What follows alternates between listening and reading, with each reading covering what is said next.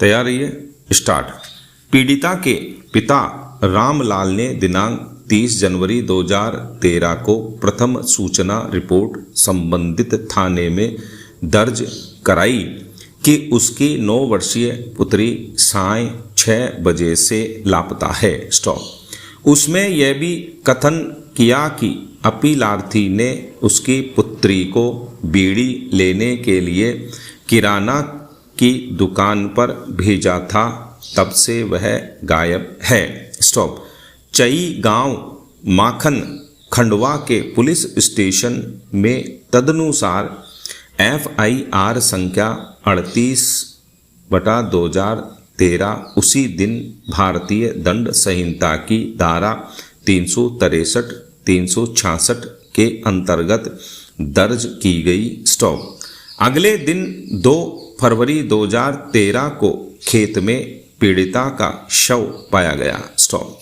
अपीलार्थी की गिरफ्तारी 4 फरवरी 2013 को की गई। स्टॉप। दिनांक 13 फरवरी 2013 को अन्वेषणोपरांत आरोप पत्र पेश किया गया, किंतु संबंधित न्यायालय ने दिनांक 18 फरवरी 2013 को मामला सत्र न्यायालय के सुपुर्द कर दिया। स्टॉप।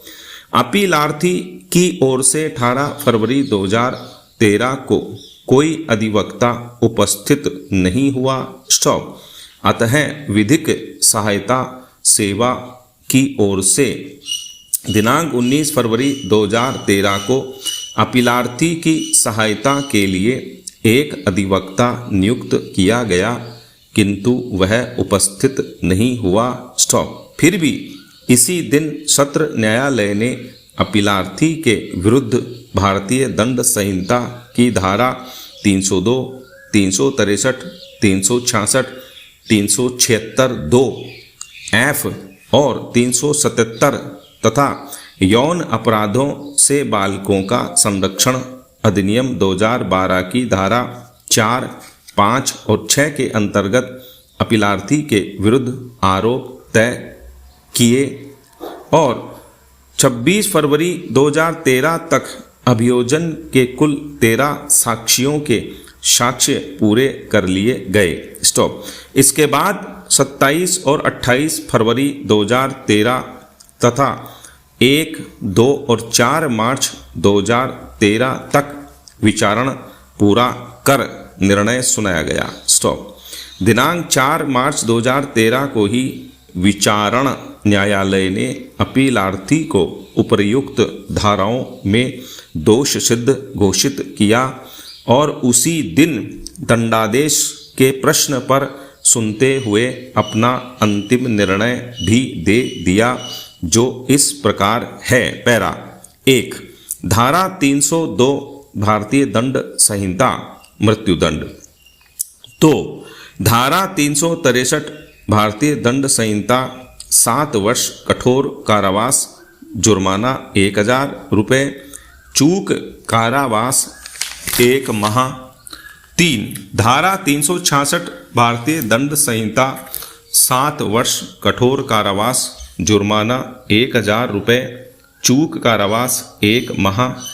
4, धारा 377 भारतीय दंड संहिता 7 वर्ष कठोर कारावास, जुर्माना 1000 रुपये, चूक कारावास 1 माह।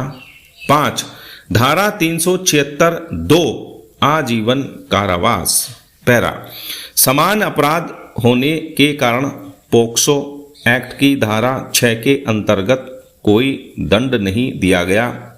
स्टॉप। तदनुसार मृत्यु दंड की पुष्टि के लिए उच्च न्यायालय को मामला संदर्भित दंड प्रक्रिया संहिता की धारा 366 कर दिया गया। स्टॉप।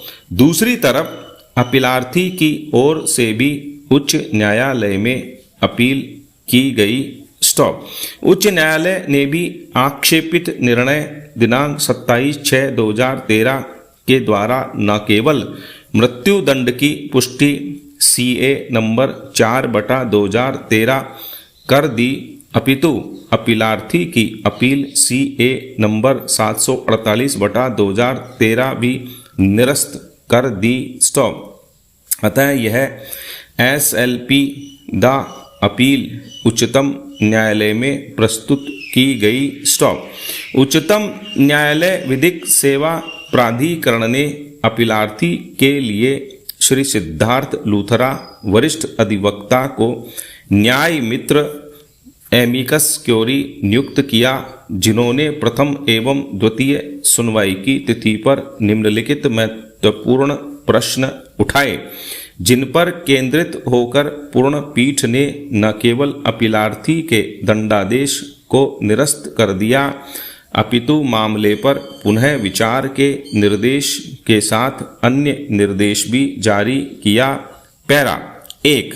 विद्वान न्याय मित्र की नियुक्ति उसी दिन हुई जिस दिन आरोप पत्र विरचित किया गया, जिसका प्रभाव यह रहा कि विद्वान न्याय मित्र को न तो मामले का अध्ययन करने के लिए पर्याप्त अवसर प्राप्त हुआ और न ही अभियुक्त से मिलकर पर्याप्त जानकारी निर्देश प्राप्त करने का अवसर प्राप्त हुआ। 2। क्या वर्तमान मामले में विचारण न्यायालय के द्वारा अपनाया गया विचारण का तरीका त्वरित न्यायालय के रूप में 13 दिन के भीतर विचारण पूर्ण करके फांसी की सजा सुना देना स्वीकार किया जा सकता है, या क्या इस तरीके में विचारण न्यायालय की ओर से कोई उल्लंघन या त्रुटि इन्फ्रैक्शन और एरर कारित की गई। स्टॉप।